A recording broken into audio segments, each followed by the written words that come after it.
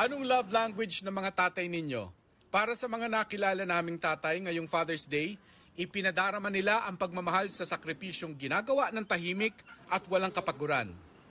Ang 59 years old nga na si Tatay Esperidion, araw-araw nangangalakal para itaguyod ang mga anak.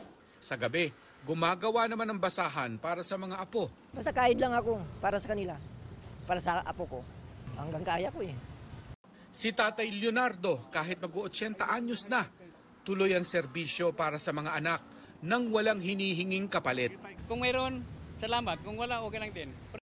Si Tatay Abel naman na security guard sa Caloocan, ang love language, quality time. Sinusulit ang bakasyon kasama ang nag-iisang anak na si Shalani bago ito umuwi sa Cagayan. Minsan nga po pag nauwi siya, yung ano na siya, naiiyak talaga ako.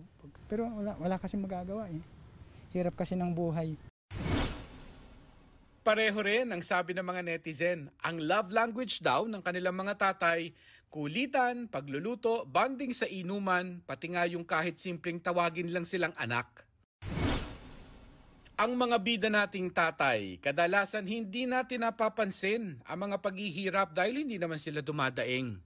Pero kahit gaano katatag ang mga haligi ng tahanan, sabi nga'y tanggal ang angas nila kapag pinakitaan ng kaswitan ng mga anak. Kaya sa mga tatay, daddy, papa o airpat, Happy Father's Day! Para sa GMA Integrated News, Mark Salazar, nakatutok 24 oras. Eto si Bonifacio Luna III, ang kanyang tatay, junior ng kanyang lolo Bonifacio. At ang kanyang anak na si 4D, ika-4 na henerasyon na ng kanilang pangalan. Hango raw ang kanilang pangalan sa ating mga bayani. Pero hindi lang sila sa itsura at pangalan nagkakaparehas. Pinagbubuklo din sila ng musika.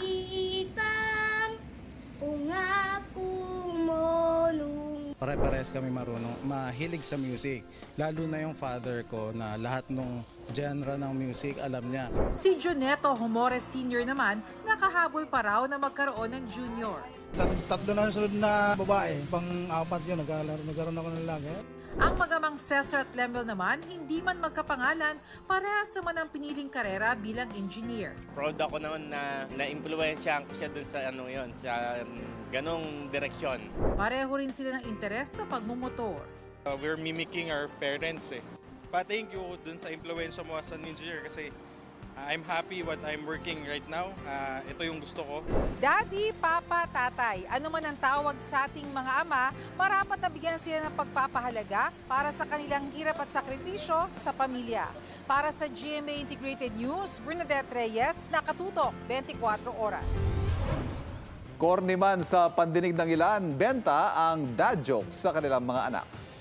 Ang ilang netizen na pa, wala kayo sa tatay ko at proud na ibinida ang paboritong funny banat ng kanilang ama. Sinong artista ang pinakasikat? Sino? Eh di, sikat siya po. Ito naman, Mars Maris. Ano? Anong tawag sa kambing na maliit? Ano? Eh di, kapirang goat. Hirit ng isa pa. Ang tawag ba sa pipino pag naupuan? Pipina? Pwede naman. May isa pa ako. Oh, sige, go. Anong insekto ang walang gilagid? Ano? Langgam. Thank you kay Nestor Corrales. Habay man o wali, tiyak na maghahatid yan ng ngiti ngayong espesyal na araw para sa kanila.